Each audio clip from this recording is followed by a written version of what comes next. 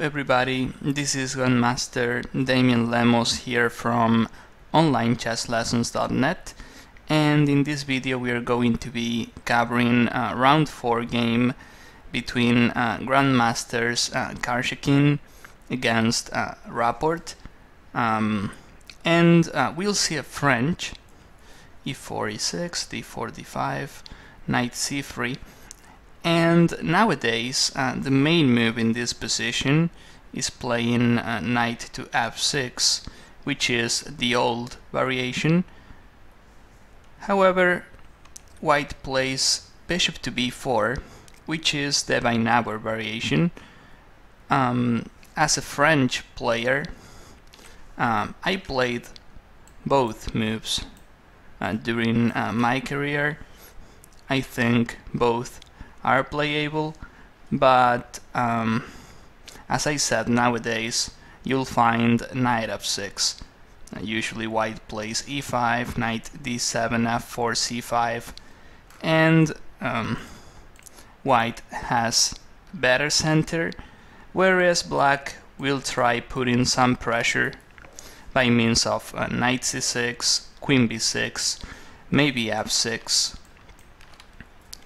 You'll find some nice games with this line. I recommend you study Ivanchuk against Carlsen.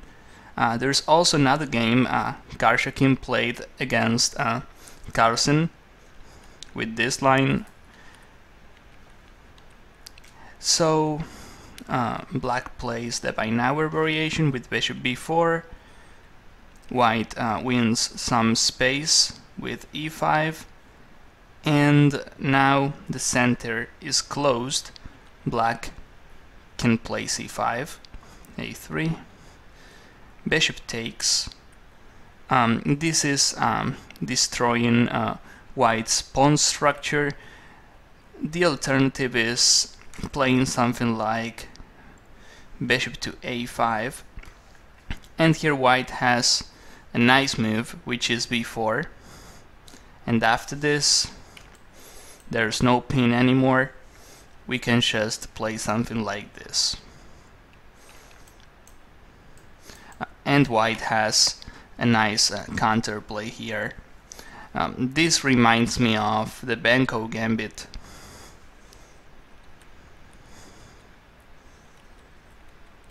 So bishop takes, pawn takes, and queen to c7.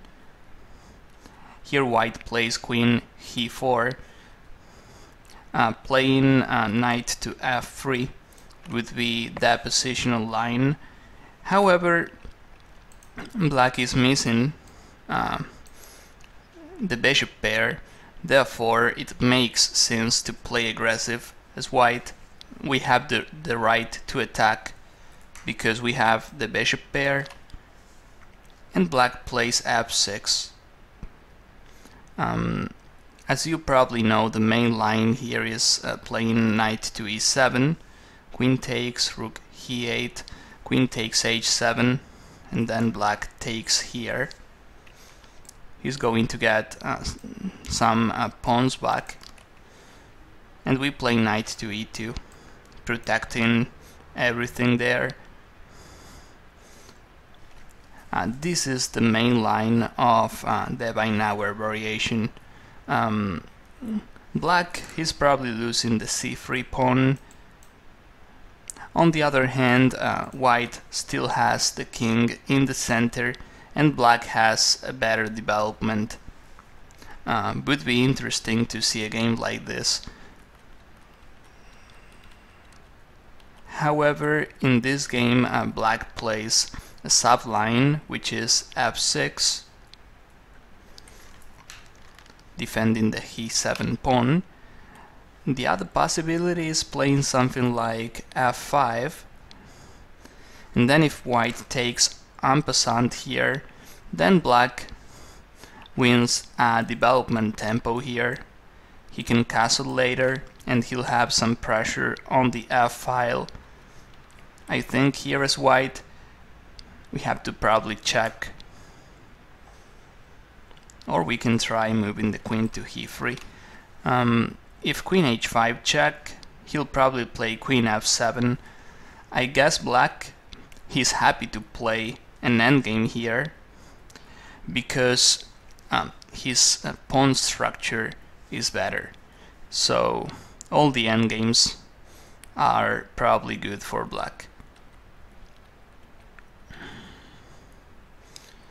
So queen e4, f6, then we play knight to f3. As we pointed out before, we don't want to take here because he'll take back and he wins a tempo. So knight to f3, and then black plays c4. As black, if you have the knight pair, as you can see here, you want to keep a closed position. On the other hand, if you have the bishops, you prefer an open position. Remember that concept. Bishops are much better than knights, especially in open positions. So black tries closing that position. The only drawback I see here is this bishop on c8. As you can see, this bishop is what we call the tall pawn.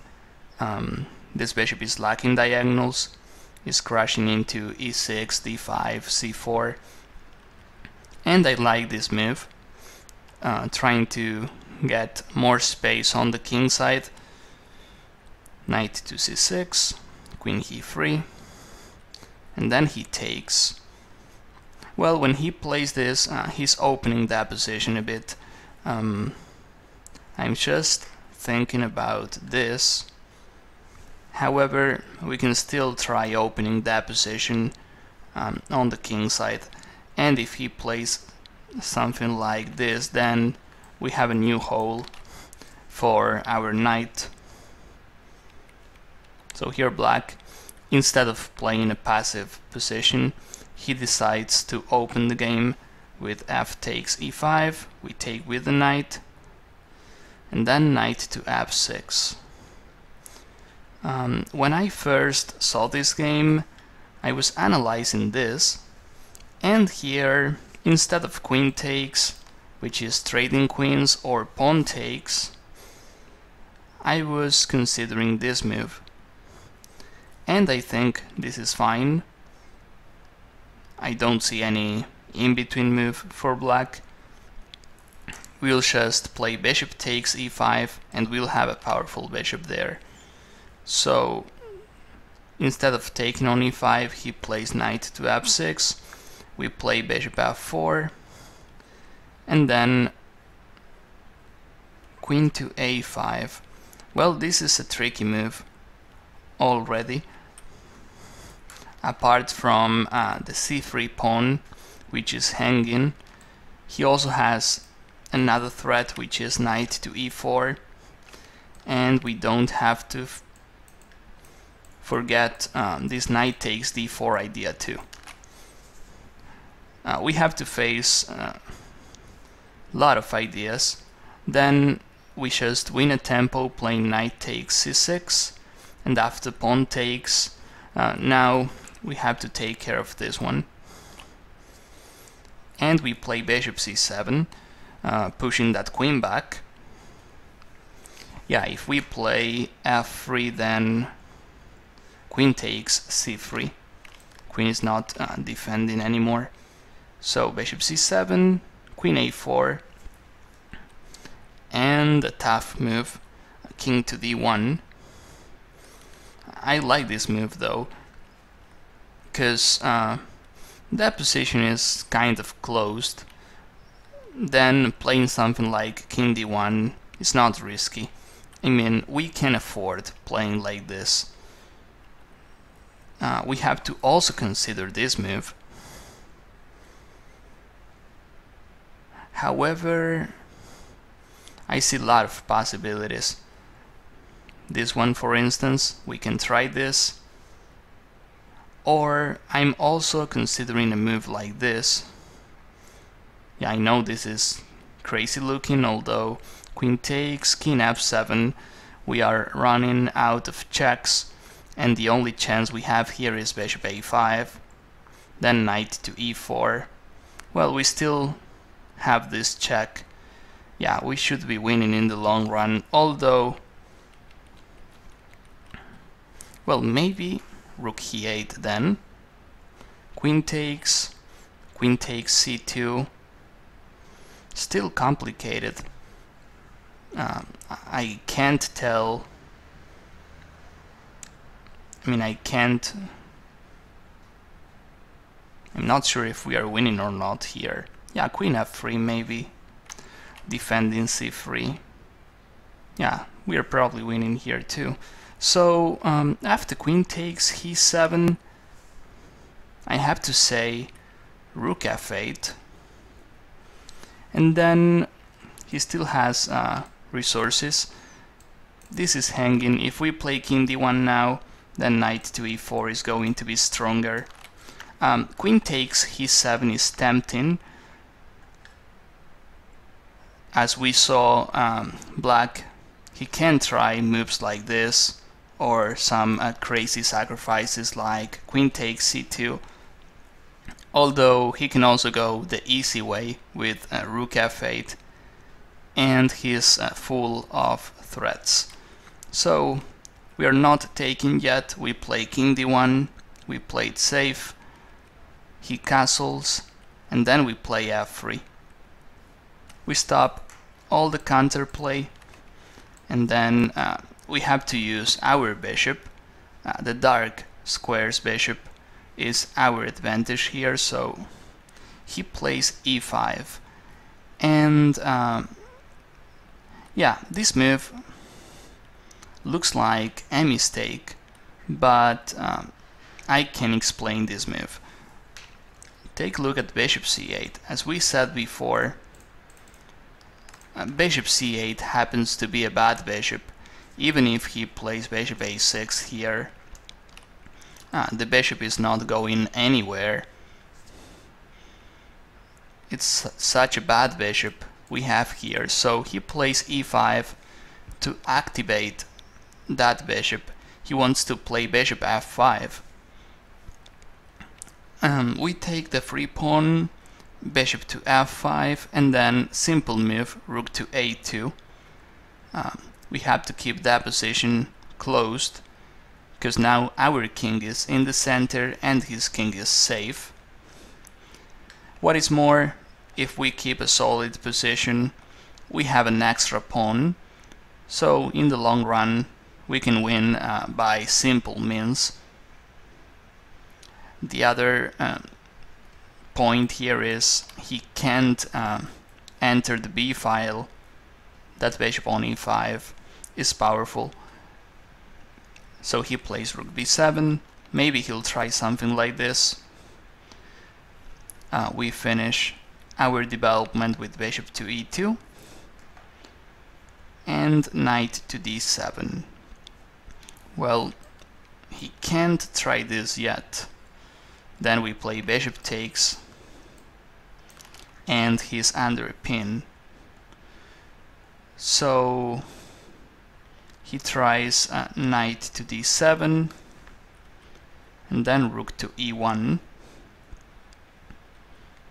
We can also consider, we'll see white plays like this later, something like f4, making sure we have a solid bishop there. I don't think he's going to take there on e5. I bet he plays knight f6 again, trying to play this, and we'll have to give one of our bishops up. And we have to be careful when we have a position like this, because opposite color bishops, they are usually favoring the attacking side.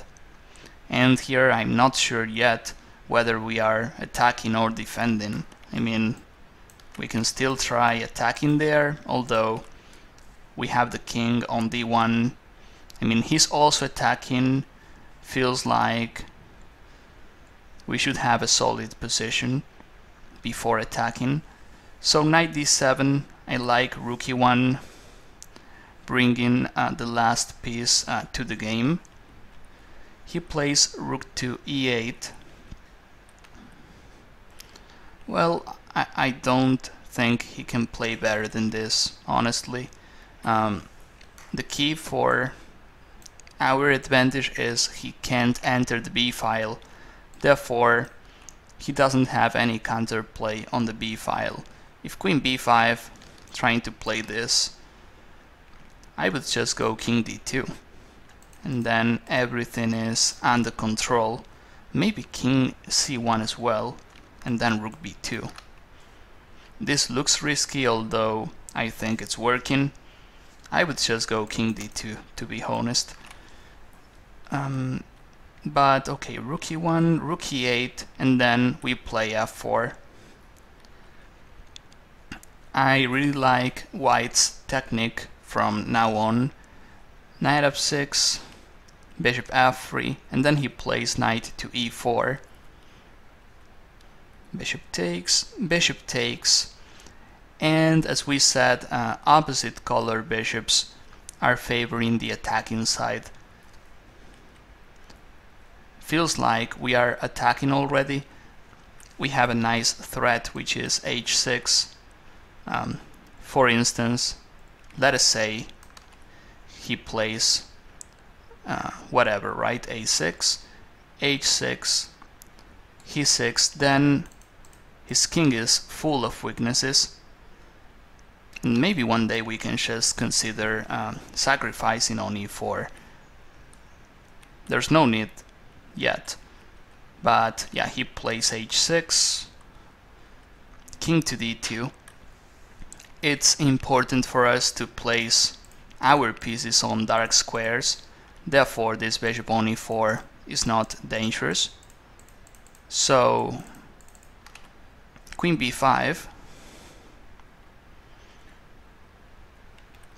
well, maybe he's trying to bring the queen back to the king side, and then we play a4, queen b7, and then a5. I like this a4 a5 maneuver here. Feels like a4 is not making any sense, but when we play a5 too, then we can try playing rook a4 and rook b4, entering the b file. He plays a6, and one day we can try rook a4. I don't think we can try this yet because he plays queen b2, but you know, the possibility is there. So we play queen e4. Somehow, I mean, the only advantage we have here, apart from this powerful bishop, is the extra pawn on the king side. Therefore, we should try advancing them. Queen e4, queen a7. Then we take the chance to take the b file. I'm not sure about queen a7. I'm just wondering, maybe something like c5. I know we are sacrificing a second pawn, but who knows, maybe after this we have some counterplay. We are opening extra files or diagonals. Oh, I think bishop takes d4 is probably good here, pinning that bishop.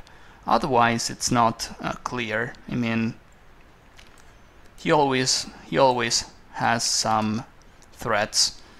We have to be careful. So, well, queen a7, the thing is, it looks passive to me. Rook b2, bishop f5, queen e3. Little by little we improve our position, and as we pointed out before, we have to advance the e pawn. Queen e7, rook b6, rook c8. Well, now we can tell he lost the initiative. He's playing passive, and during last 5 or 6 moves we made a lot of improvements. I mean from a2, our rook is on b6 now. We are about to push our pawns. Rook b1, queen a3, and then very nice concept here. Rook b7 is not only a trade, we want to trade his defender. He plays queen a4, well, careful here, and we play an in-between, rook to b1. Let's consider what happens if we play rook takes f7. Then queen takes c2. If king here, then he'll take with check. And if king to e3, well, I'm just wondering what happens here. It's not clear. I guess he can just take, and then after this he trades queens off, and then he takes the rook. Here he's got a lot of pawns, and yeah, I was thinking here maybe after king e3. I was also looking at queen e4, queen d3, but I don't see any mate. I mean, king f2, I can just run away here. So yeah, best for black is trade queens off, then you take the rook on f7. So this is a nice in-between move, and after rook takes b7, rook takes, now it's different, because we can play king e1, and we are not afraid of queen takes b1 check. King e1, well, queen c1 check, king f2, queen here, and then king f1. Well, this is a brave move. Even if he plays bishop to d3 here, check, we can just play king to e1 and we run away. I don't see any way he can stop the mate now. So king f1, then only chance for black here is playing queen d3 check, trading queens off. Queen takes, he takes with a c pawn. Makes sense if he wants to create some counterplay. And then nice move, e4. We'll see that white is not allowing any counterplay. I mean, he's playing the best moves till the end. This was possible too. Then king f8. I bet we are still winning here, although e4 is better because he can't take. Then we lose a piece. And if he goes bishop e4, then we play f5. The bishop is not defending anymore, and we'll have the chance of taking and playing f6. No counterplay for black here. He's playing down a rook. Rook on c8 is not playing at all, and the king can easily stop the d3 pawn. So he plays c5, we take on e7, king f8, we play f6, well, he tries rook to c6, and then after king e1, black gives up here. Well, if he takes on d4, we can just play this, and if rook b8, trying to get some counterplay, we play this. And then yeah, at least rook e8 and rook takes b8. Yeah, I bet f7 is winning too. So he tries rook c6, we play king e1. He's running out of moves, and again if he takes, we just take with the bishop. We played safe, and we play king d2. He can't improve much here. When he plays a rook to the b file, again bishop c5 plus rook e8. So I really like this game. I think it shows how to play with opposite color bishops, and well, as a French player, I'm happy to see a French. This time it was not good for black, but I think it was interesting, and maybe we see this variation, this f6 variation, again in top level. So, well, I hope this game was useful, and I'll see you guys in future videos. Thank you.